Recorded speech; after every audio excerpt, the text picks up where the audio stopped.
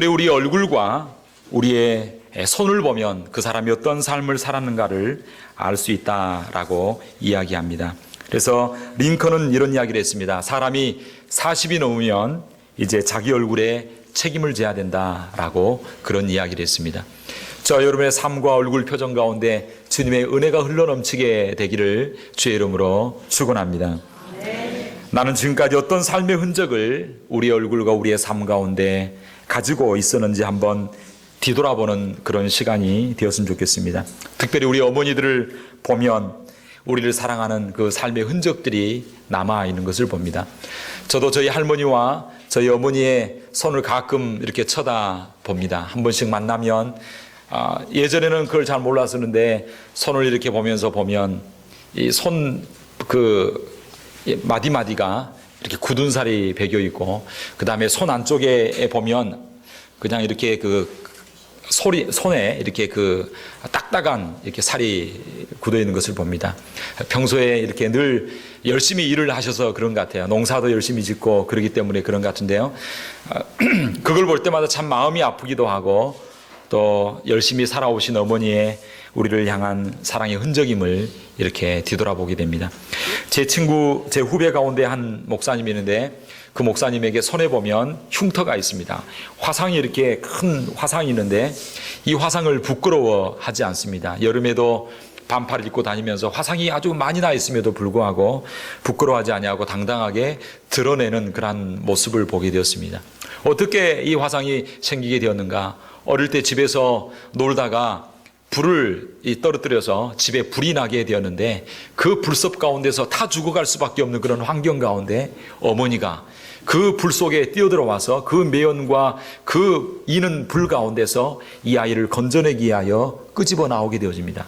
그리고 이 아이의 얼굴과 그리고 어깨와 그리고 팔이 큰 화상을 입고 흉측한 흉터가 나 있고 그 어머니도 온몸과 얼굴에 아주 화상을 입어서 손이 녹아나고 그리고 어깨와 팔이 녹아나는 그런 환경 가운데 있게 되었습니다. 나중에 치유는 되었지만 집에 가서 같이 밥을 먹고 이야기하는데 어머니는 전혀 거기에 대해서 개의치 아니하고 아들도 그 어머니의 모습에 대해서 전혀 개의치 아니하고 우리 어머니다고 자랑하는 그런 모습을 보게 되어집니다. 밖에 나가서 생활할 때도 전혀 당당합니다.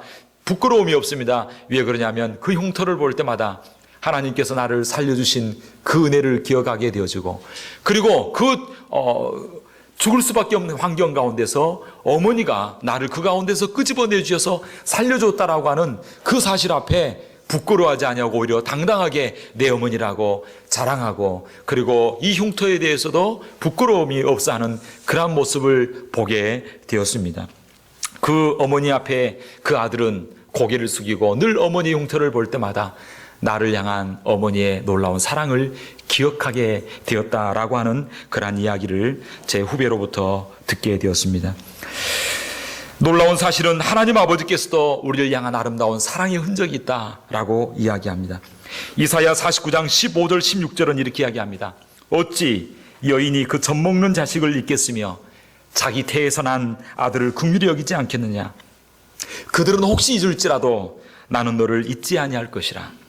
내가 너를 내 손바닥에 새겼고 라고 말씀하고 있습니다.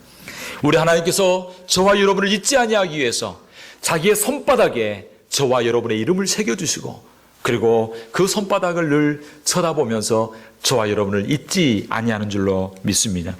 손에 새기는 것도 모자라서 우리 주님께서는 우리 하나님께서는 그의 아들 하나밖에 없는 독생자를 이 세상에 보내주셔서 저와 여러분을 위해서 십자가에서 그의 몸을 못 박히는 그러한 흔적을 저와 여러분들에게 남기셨습니다. 우리 예수님을 바라볼 때마다 나를 향한 주님의 그 놀라운 사랑과 그 흔적을 기억할 수 있는 저와 여러분이 되어야 될 줄로 믿습니다. 십자가에 달리신 예수님은 저와 여러분을 향한 놀라운 사랑의 증표이고 사랑의 표현입니다. 그 십자가를 바라볼 때마다 나를 사랑하시고 그리고 나를 위하시고 나를 기억하시고 그리고 나를 향한 아름다운 희생을 우리는 기억해야 된다고 성경은 이야기하고 있습니다. 요한일서 4장 10절은 이야기합니다. 사랑은 여기 있으니 우리가 하나님을 사랑한 것이 아니요 오직 하나님이 우리를 사랑하사 우리 죄를 위하여 화목제로 그 아들을 보내셨습니다 라고 말씀하고 있습니다. 화목제로 이 땅에 보내셔서 십자가에 죽게 하심으로 우리를 향한 하나님의 사랑을 나타냈다라고 하는 것입니다. 그러므로 늘 십자가를 바라볼 때마다 나를 향한 주님의 아름다운 사랑의 흔적, 그 아름다운 흔적을 기억할 수 있는 저와 여러분이 되어야 할 것입니다. 지난주에 우리가 주님께서 채찍에 맞으심으로 우리가 나음을 입었고, 주님께서 십자가에 못 박혀 죽으심으로 우리의 죄악을 용서해 주셨고, 그가 모욕과 그리고 조롱과 그리고 수많은 멸시를 받음으로 우리 마음의 상처를 치유해 주시고 우리를 새롭게 해주셨다라고 하는 말씀을 우리가 들었습니다. 우리 주님으로 말미암아 치유의 역사가 있게 되기를 바랍니다. 마음의 상처가 새롭게 되기를 바랍니다. 주님의 십자가로 말미암아 모든 죄의 문제가, 죽음의 문제가 해결되기를 주의 이름으로 축원합니다. 오늘은 또한 그것에 덧붙여서 한 세 가지, 주님께서 우리를 위하여 남겨놓으신 하나님의 사랑의 흔적이 무엇인가를 살펴보기를 원합니다. 나를 향한 주님의 사랑의 흔적이 무엇입니까? 주님은 나를 위하여 어떤 고난을 당하셨습니까? 첫째로 오늘 우리의 성경에 보면 예수님은 우리를 위하여 가시관을 쓰셨다라고 말씀하고 있습니다. 따라합시다. 주님은 나를 위해 가시관을 쓰셨습니다. 여러분 혹시 가시에 찔려본 경험이 있나요? 저도 가시에 찔려본 경험이 있습니다. 나무 이렇게 튀어나오는 작은 그 줄기에 손이 박혀보기도 하고, 그리고 살속 깊이 나무가 박힌, 그래서 그걸 꺼내기 위하여 이 핀센트로 꺼내려고 하는데 아파가지고 꺼내지도 못하기도 하고, 그래서 나중에 골마가지고 스스로 터져나오는 그런 경험도 해보았고, 저도 바느질하다가 바늘로 손에 찔려본 그런 경험도 있습니다. 근데 드릴로 박혀본 경험은 없습니다만, 하여튼 바느질로 이렇게 하다가 어떻게 손이 콕 찔려서 피가 나올 때 아야 하고 그렇게 아파했던 그런 일들이 생각이 납니다. 특별히 저희 집 앞에 여러분 잘 아시지만 오렌지 나무가 있습니다. 큰 오렌지가 나무가 있는데 그 오렌지 한번 따먹겠다고 나무에 올라갔다가 나는 오렌지 나무에 가시가 없는 줄 알았어요. 근데 가시가 엄청 큰 가시가 있더라고요. 그 가시에 손이 찍히고 피가 저는 그것도 몰랐어요. 사실 오렌지 욕심 때문에 오렌지만 딸려다가 쭉 잡아 끄었는데 큰 가시가 있어서 살이 찢어지고 피가 나고, 사실 아픈지도 몰랐는데 나중에 씻다 보니까 따끔따끔해요. 그래서 보니까 끓혀 있더라고요. 그 가시가 굉장히 크더라고요. 그런데 이런 가시에 찔리면 우리가 아파서 화들짝 놀라기도 합니다. 그런데 예수님이 찔리신 가시는 그 정도가 아닙니다. 이스라엘 지역에서 나는 그 가시, 특별히 5cm에서 7cm, 기본이 10cm 되는 그런 가시나무가 있습니다. 그런데 그 긴 가시, 그 가시나무로 엮어서 예수님의 머리 위에 살짝 얹어놓는 정도가 아니라 그 가시채를 아주 여러 개로 수많은 가시로 만들어서 그 가시채를 머리에 씌울 뿐만 아니라 그것을 잡아서 힘껏 누릅니다. 그러면 머리 속으로부터 그 살갗을 가시가 이렇게 찌르고 뚫고 나오기도 하고, 눈 위에 눈썹뿐만 아니라 이 머리 혈관을 이렇게 그 가시로 말미암아 찢어지는, 머리가 찢기고 이마가 찢기고 생살이 찢어지는 그러한 고통을 우리 주님이 받으셨습니다. 그 가시관을 쓰는 것은 얼마나 아픈 일일 뿐만 아니라 이것은 무엇을 의미하고 있냐면 저와 여러분을 향한 저주를 담당해 주신 것을 말씀해 주고 있습니다. 예수님께서 왜 가시관을 쓰셨습니까?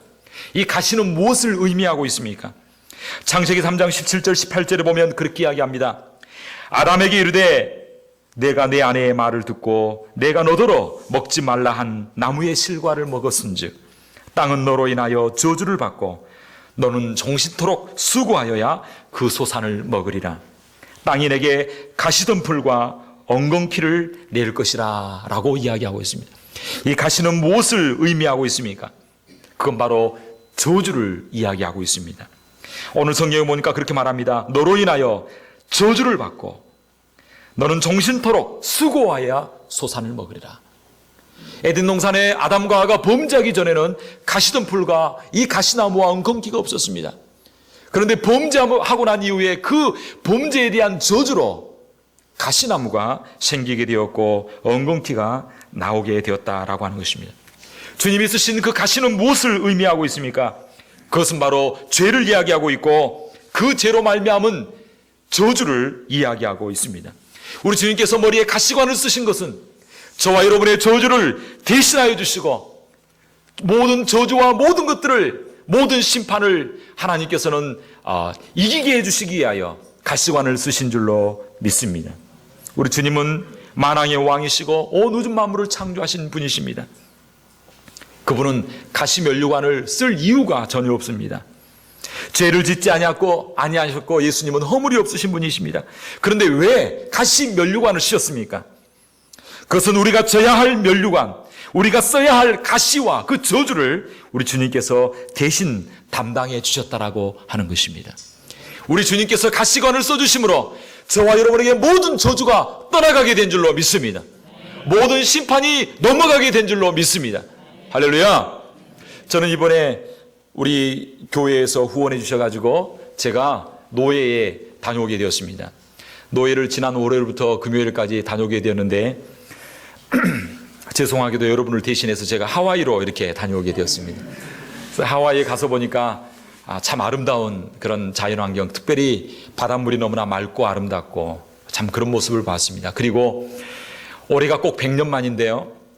1903년에 인천 내리감리교회에서 처음으로 오신 그 우리 한국 사람들이 미국에 처음으로 제일 먼저 오게 되었던 그 항구도 가보게 되었고, 처음 오게 되었던 그 우리 한국 사람들이 지나갔던 그 개선문과 같은 알로하라고 하는 그 큰 타워 그 밑을 제가 가보기도 했고, 우리 선조들이 그곳에 이민 1세대들이 오셔서 사탕수수밭에서 열심히 일했던 그 사탕수수밭 현장도 가보게 되었고, 비록 그분들이 적은 임금을 받고 정말 낮은 계층에서의 삶을 살았지만 그곳에 가서 보니까 이민 초기부터 처음부터 신앙생활을 그들이 시작하게 되었고, 헌금한 그 헌금 내역서가 다 기록이 돼가지고 그 박물관에 전시되어 있는 모습을 봤습니다. 1903년 몇 월 며칠 누구누구 얼마 헌금하면서 몇 센트 몇 달러 이렇게 낸 그런 헌금들을 보게 되었습니다. 그런데 그것들이 다 모아져서 나중에 우리나라 독립운동을 하는데 쓰임받게 되었고, 100년 전 그곳 가운데 이승만 대통령과 그리고 그 민족운동을 하던 분들이 앉았던 의자에도 앉아보고, 제일 높은 자리에 앉았던 목사님이 나중에 밥을 사기도 하고 그렇게 했습니다마는, 그곳에 가서 보면서 우리 민족들의 그 흔적들을 이렇게 보게 되었습니다. 그런데 참 놀라운 것들 중에 하나는 뭐냐면, 그 가운데 후세대들이 1세, 2세, 3세대들이 정착을 하고 살아가는 모습을 봤는데, 한 성도님 집에 가서 식사를 하게 되었습니다. 그런데 그 성도님이 예수를 믿게 된 이유를 이야기하는데, 가서 보니까 여러분 그곳에 가게 되면 꼭 한번 가시기를 바랍니다. 한국 사람들 그곳에 가면 꼭 그 식당에서 식사를 한다고 하는데요. 그 식당 이름을 제가 잘 모르겠습니다. 그런데 그 지역에서 가장 유명한 그 새우 요리를 하는 집입니다. 새우 요리. 그런데 그 새우 요리를 우리나라 사람만 좋아하는 게 아니라 그 지역 사람들이 다 좋아하는데, 가보면 벽에 그냥 온갖 글을 다 적어놨습니다. 유명한 사람들이 와서 다 적기도 하고 사람들이 와서 적기도 했었는데요. 그 집 주인이 예수를 믿게 된 이유가 뭐냐면, 그 전에 이 집에서 이제 사업을 시작하는데 여러 가지 어려운 일들이 오는 거예요. 어려운 일들이 오는데 특별히 너무나 신기하게 그 집 벽에 전자제품, 특별히 시계나 전자제품을 걸면 무조건 나가는 거예요. 예를 들어서 벽걸이 TV를 걸면요, 잘 나오던 TV가 안 나옵니다. 그리고 이상하게 시계 있잖아요. 시계를 걸어놓으면 정말 새로 산 시계, 벽걸이 시계를 약을 넣어서 딱 걸어놓으면 잘 돌아가다가도 딱 걸면 멈춰버립니다. 제가 보니까 벽에 구멍이 계속해서 벽에 구멍이 다 박혀 있더라고요. 왜 그러냐니까 혹시 이곳에 걸면 돌아갈까 싶어서 걸었는데 안 되는 거예요. 이쪽에 1m 옆에 1m 벽을 쭉 돌아가면서 다 못자국이 있어요. 그런데 이상하게 그 벽에 시계를 걸기만 하면 다 멈춰버리는 거예요. 이 사람이 막 두려움이 오기 시작한, 이게 도대체 무슨 일인가? 다 알려줬어요, 그게. 그래서 이 집은 이제 좀 뭔가 저주가 걸린 집인 것 같다. 식당이 되겠어요, 안 되겠어요? 안 되는 거예요. 그런데 이분이 이 가게의 어떤 저희를 인도했던 우리 교단의 목사님, 김교훈이라고 하는 목사님이 그 집에 가게 되었습니다. 그런데 그 사연을 듣고, 그럼 제가 이 가정을 위해서 기도해 주겠다고. 매일마다 그 가정에 와서 기도를 하면서 기도하면서 시계를 걸었습니다. 어디에 걸고 싶습니까? 걸고 싶은데 이야기하라고. 그리고 기도 함께 열심히 하고 하나님 앞에 기도하고 예배 드리고 난 이후에 시계를 딱 걸었는데 돌아갔을까요? 안 돌아갔을까요? 지금까지 잘 돌아가고 있습니다. 할렐루야. 그래서 저희들이 갔는데 그 집 주인이 와서 인사를 하면서 목사님들이 왔다 그러니까 얼마나 좋아하고 그러는지 알 수 없습니다. 우리 주님께서 모든 저주를 담당해 주신 줄로 믿습니다. 어떤 사람은 그런 이야기를 합니다. 우리 아버지가 나이 40에 심장병으로 죽었기 때문에 나도 40대면 죽을지 몰라. 여러분, 그런 저주스러운 생각을 내어버릴 수 있게 되기를 바랍니다. 할렐루야. 우리 주님이 가시 면류관을 쓰심으로 창세기 3장의 17절에 이야기했던 것처럼 모든 저주가 떠나가게 된 줄로 믿습니다. 할렐루야. 제가 부산의 가야 파출소라고 하는 지역에서 어릴 때부터 제가 이렇게 좀 자랐던 기억이 있습니다. 그런데 그 가야 파출소라고 하는 데가 제가 살았는데 어떤 사람이 이야기하기로 파출소에서 살았습니까? 파출소에 사는 게 아니라 그 지역 이름이 가야 파출소라고 하는 그 역 이름입니다. 근데 거기에 보면요, 뭐가 있냐면 저주받은 집이 있습니다. 여러분 꼭 가야 파출소 가야 밀면 앞에 보면 거기 저주받은 집이 있는데요. 그 집은요, 누구도 손 못 댑니다. 왜 그러냐면 그 집에 들어가 살기만 하면 사람이 죽어납니다. 그렇게 저주받은 어떤 미신적인 그런 부분이 있지만 사실 이상하게 들어가기만 하면 죽어나는 거예요. 여러분, 예수 믿는 사람들은 그러한 저주를 끊어버려야 될 줄로 믿습니다. 김기동 집사님이라고 하는 분이 있어요. 이 집사님은요, 전도하기 위해서 그런 집만 찾아다니면서 집을 구해서 삽니다. 알죠? 그래서 유명한 집이에요, 그 집이. 그러면 딱 처음부터 들어갈 때 선포하는 거예요. 나는 예수 믿는 사람이다. 그렇게 이야기하고 그 집에 들어갑니다. 그리고 집에 들어가서 찬송하고 기도하고 그렇게 하나님 앞에 예배하고 나아갑니다. 그런데 주위 사람들이 다 쳐다봅니다. 와, 이제 며칠 있으면 아마 죽어날 거야. 무슨 일이 있을 거야. 근데 너무나 놀라운 건 예수 믿고 기도하고 의지하고 나아가는데 자녀들이 잘 됩니다. 할렐루야. 사업이 번창합니다. 날이 갈수록 얼굴 색깔이 좋습니다. 할렐루야.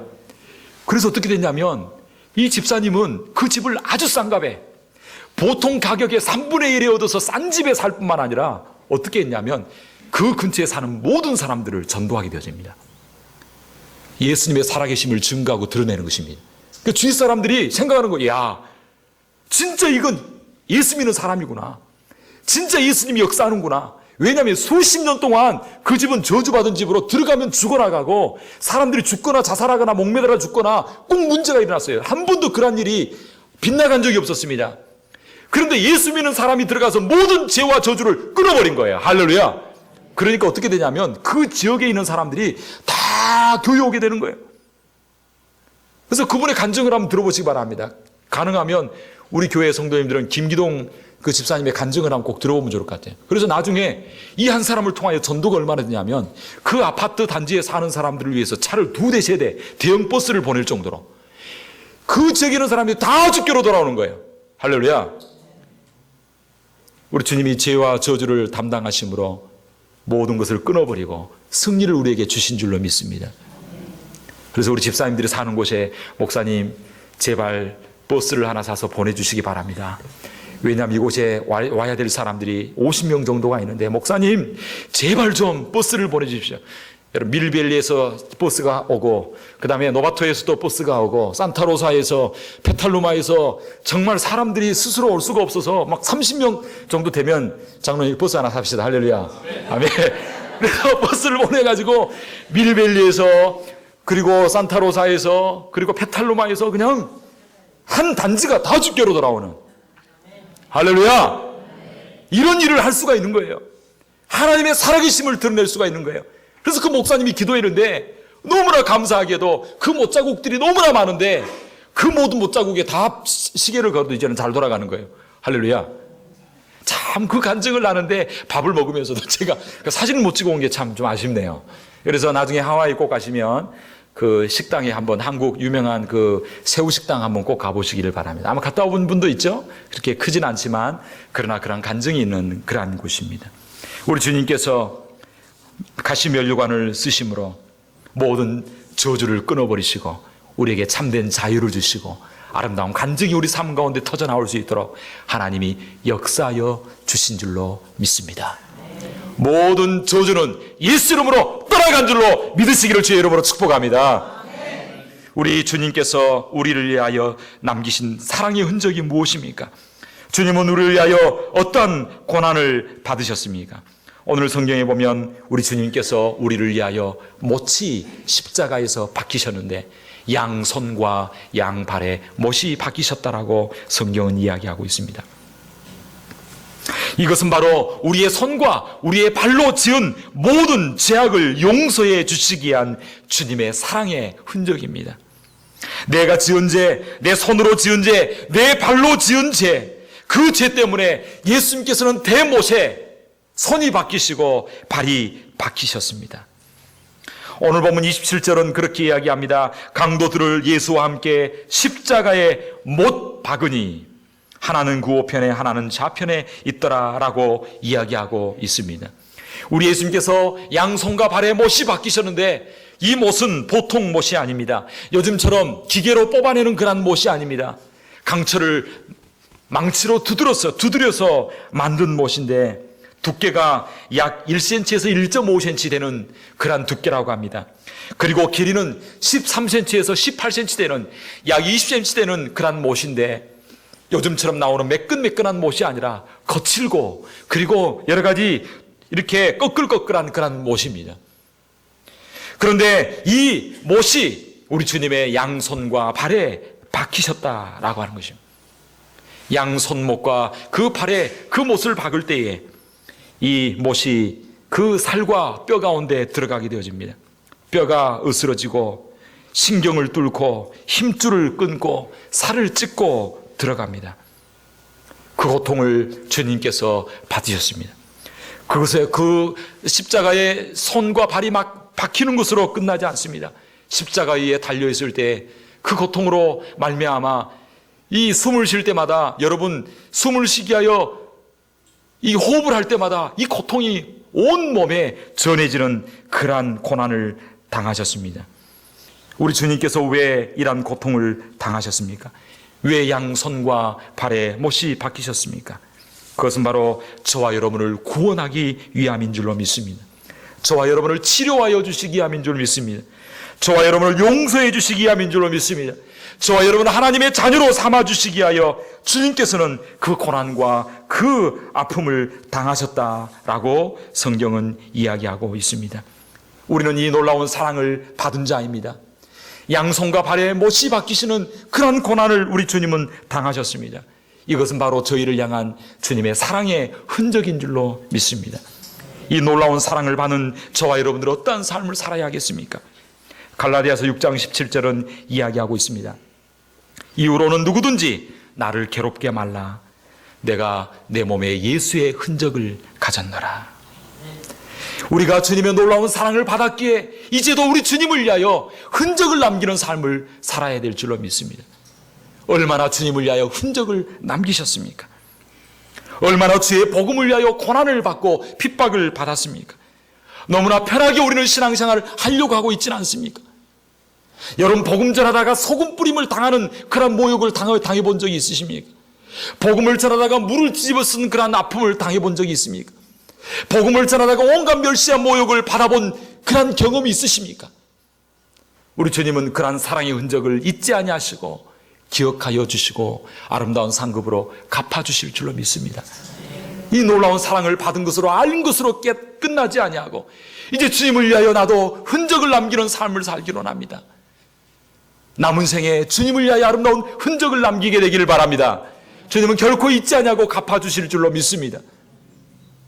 제가 이번에 노예에 가면서 우리를 인도하고 그리고 우리를 영접했던 그 목사님, 호놀룰루에 있는 광성교회 담임 목사님과 함께 오기 전에 밤늦게까지 함께 이야기를 나누었습니다. 금요일날, 목요일날 저녁 밤늦게까지 참 이야기를 나누면서 큰 교훈을 받은 적이 있습니다. 그분은 직접적인 체험을 저한테 이야기해 주는데 정말 이런 일도 있구나 라는 생각을 가지게 되었습니다. 천국이 분명히 있고 그리고 주님께서 갚아주신다는 그런 이야기를 하게 되었는데 어떤 일이 있었냐면 이 김교훈 목사님이 젊은 나이에 30대 초반에 목사 안수를 받고 선교사가 되기 위하여 중앙아시아에 가게 됩니다. 중앙아시아에 가게 되는데, 중앙아시아에서 함께 사역을 하게 되는데, 그 모슬렘들이 일어나서 교회를 폭발을 하고요. 그런 일이 났습니다. 우리 교단 교회 그 예배당이 폭탄을 두고 폭탄이 터졌습니다. 교회 교인들이 얼마나 많이 죽었는지 알 수 없습니다. 폭탄이 한두 번 일어난 게 아니라 이 차에 폭탄을 두고 교회 문 앞에 놔둬가지고 있잖아요. 교회 오가는 그 시간에 폭탄을 터뜨려서 예수 믿는 현지 카자흐스탄 그 사람들과 그리고 우리 선교사님들이 많이 희생을 당했습니다.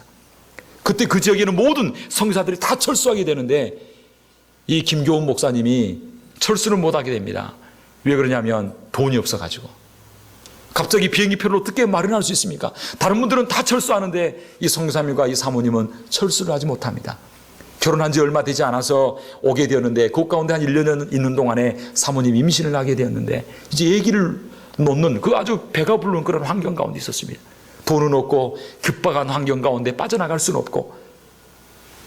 그런데 이 그 교인 가운데 어떤 분이 이 아기를 놓게 해주는데 그냥 이렇게 그 유도분만으로 이렇게 우리 옛날식으로 고려인 아주 그 얘기를 잘 받는 분이라고 하는 이분이 이렇게 그 도와줘서 아기를 놓게 되는데 이렇게 배를 어떻게 뭐 해가지고 이렇게 유도분만을 하게 한 것 같아요. 근데 이 사모님이 얘기를 놔봤습니까? 처음 얘 놓잖아요. 여러분 얘 놔본 경험이 다 있잖아요. 근데 이 사모님이 얘를 놓을 줄 모르는 거예요. 뭐 주위에 도와주는 사람도 없고 급하고 어려운 환경, 어디에 힘을 줘야 되는지 모르는 거예요. 그냥 가만히 있으면 얘가 나온 줄 알았더니 이게 안 나오니까 그 초산이죠. 그 고통 가운데 막 힘을 주는데 어디에다 힘을 주냐면 소리를 지르면서 목에다 힘을 준 거예요. 목에. 아! 하면서 목에 힘을 줬는데 문제는 뭐냐. 목에 핏줄이 터져가지고 온 얼굴이 이 목에 그런 거 본 적 있나요 혹시? 그래서 저는 그 이야기 처음 들었어요.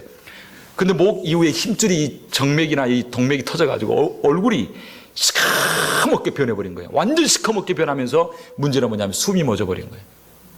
그래서 그 사모님이 죽게 되어집니다. 숨을 안 쉬고 호흡을 못한 지가 1시간이 지나게. 근데 그 사람이 고려 그분이 나와가지고 목사님 사모님이 갑자기 숨을 안 쉬고 지금 얼굴이 시커멓게 변했는데 자기도 당황스러우니까 어떻게 할지 모르는 힘을 주는데 애한테 힘을 줘야 되는데 목에 힘을 줘가지고 이게 터져버린 거예요. 그래서 목사님이 밖에 앉아가지고 하나님 앞에 기도한 거 하나님 어떻게 해야 됩니까? 하나님 나에게 이런 권한을 하나님 살려주십시오. 하나님 살려주십시오. 하나님 앞에 간절히 기도하게 되어집니다. 근데 1시간 만에 숨이 돌아옵니다. 할렐루야. 근데 그 애를 만나봤습니다. 그 애가 지금 15살 됐더라고요. 얘가 첫째가 딸인데 너무 예쁘고 그냥 키도 크고 예쁘더라고요. 근데 사모님이 아마 얘를 곧바로 놓고 아마 그 숨이 끊어진 것 같아요. 근데 그 사모님이 그게 15년 전 일인데 그 1시간 동안 어떤 일이 있었냐면 제가 사실 신학적으로 이게 지금 잘 맞지 않을 수도 있지만 이분이 경험한 거기 때문에 이야기합니다. 근데 그분이 딱 밖에서 목사님이 기도하는데 사모님이 딱 자기가 그 체험을 이야기하는데 딱 자기가 죽으니까 자기 몸에서 나오더래요. 그대로 쭉 나오면서 딱 보는데 자기 얼굴을 이렇게 한번 쫙 보니까 자기가 누워있더래요. 그런데 갑자기 그 누워있는 집 가운데서 온 몸이 쫙 하늘을 향하여 올라가더래요. 하늘을 향하여 쭉 올라가는데 그 옆에 누가 계시냐면 예수님 같은 분이 같이 계시면서 그거를 인도하는데 정말 아름다운 낙원과 같은 그런 아주 푸른 우리 노바토 지역보다 더 아름다운 그 푸른 초장이 펼쳐지면서 막 거기로 인도하더래요. 그런데 갑자기 이분이 가면서 이야기했대요. 예수님 제가 천국 가는 것도 좋은데요. 제 아기 얼굴을 한번 봤으면 좋겠습니다. 그러더래요. 그렇게 이야기했대요. 그러니까 그럼 나와 함께 천국 갈래 아니면 얘 얼굴 한번 볼래? 그렇게 이야기를 하더래요. 그래서 얘 얼굴 한번 보고 가겠다고. 그러니까 예수님 뭐라냐면 돌아가라 그렇게 이야기를 하더래요. 그럼 돌아가라 그러더래요. 근데 그 경험을 한 거예요. 그리고 살아나서 그걸 누구에게 이야기했냐면 남편에게 이 목사님 김교훈 목사님께 이야기하는 거예요. 그동안 그런데 그 가는 길 가운데 아주 아름다운 음악도 들리고 그런 초장이 펼쳐져 있더래요. 그런데 그 이야기를 했는데 이 목사님도 사모님도 그때 그 상황이 너무나 절절하고 하기 때문에 너무나 감사한 마음을 가지고 있었습니다. 이건 뭐 그럴 수도 있는 거지, 뭐 꿈을 꿀 수도 있는 거지, 뭐 그렇게만 생각을 아마 했었을지 모르지만 그러나 본인은 너무나 좋은 체험이었어요. 근데 얼마 전에 함께 둘이 기도하는 가운데 하나님께서 또 그 환상 가운데 자기를 보여주더래요.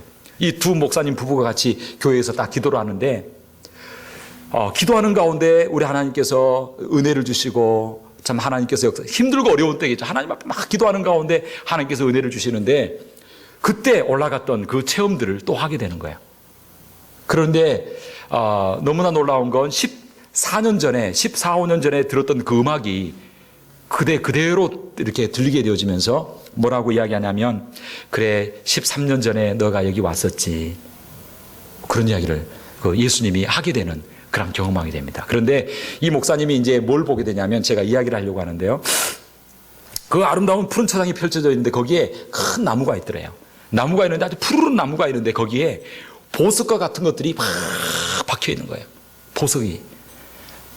그래서 물었대요. 예수님, 저게 무엇입니까? 라고 물어보니까 하는 말이, 이제 꿈속에서 아마 기도하는 가운데, 환상 가운데 그런 이야기를 한 거죠. 그걸 지난 목요일에 저에게 그 이야기를 해주더라고요. 그래서 하는 말이 뭐라고 하냐면, 애야, 저게 너가 나를 위하여 흘린 땀과 눈물이다, 그런 이야기를 하더래요. 그러면서 그 체험을 하고 나서, 주님, 지금 제가 이 하와이에서 이렇게 고난과 어려운 가운데 참 누구도 알아주지 못하는 그런 목회를 하고 있지만, 이곳에서 흘린 땀과 눈물 주님께서 알아주시고 기억해 주시는군요 라고 하는 그 놀라운 그 은혜를 경험하고 나서 주어진 일을 열심히 지금도 하고 있다라고 저하고 2명에게만 개인적으로 이야기를 해 주시더라고요. 그걸 보면서 느낀 게 뭐냐면, 우리가 주님을 위하여 헌신하는 눈물, 땀 잊지 아니하시고 하나님께서 갚아주실 줄 믿습니다. 주님을 위하여, 주님께서 우리를 위하여 살과 그리고 손과 발에 못이 박히시는 그러한 아름다운 희생을 하셨습니다.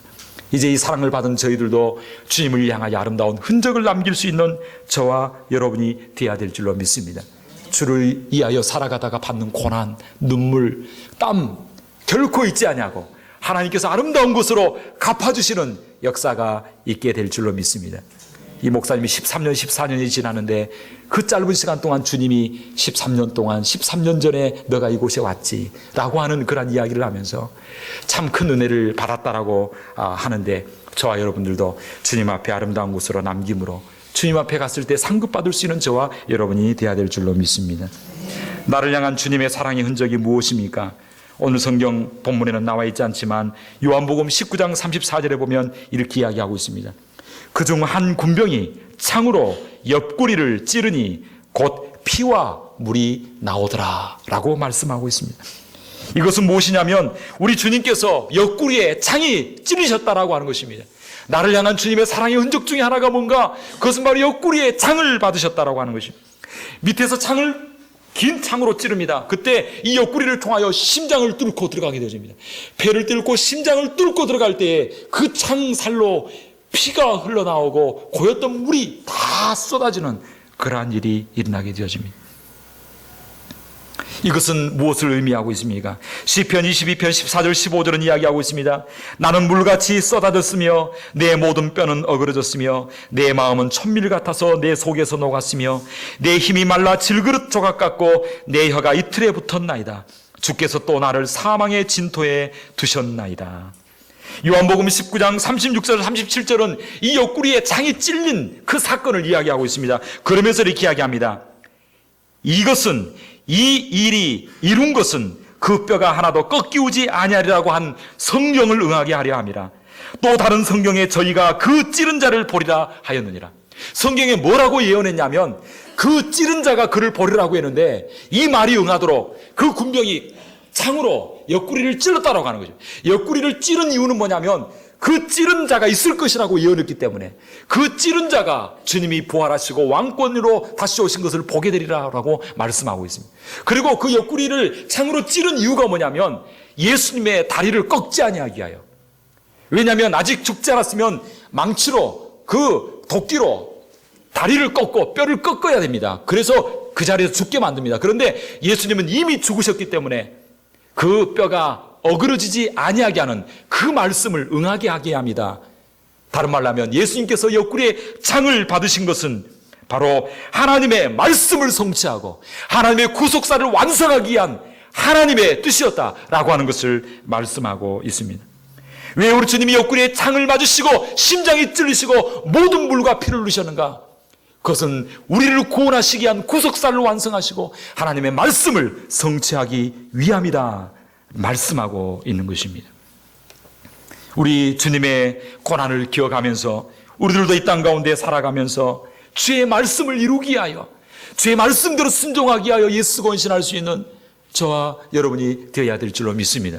이번 한 주간 특별히 고난 주간을 맞이하면서 하나님의 말씀대로 순종하고자, 하나님의 말씀을 성취하고자, 주의 복음을 증거하고자, 우리 예수님께서는 죽고 난 이후에도, 죽으시고 난 이후에라도 그 창에 그 옆구리가 찔리심으로 말씀을 성취한 것처럼 우리들도 주를 위하여 죽더라도 말씀대로 순종하고 말씀을 성취하고 주님의 뜻을 이루기 위하여 헌신하며 나아갈 수 있는 저와 여러분이 되어야 될 줄로 믿습니다.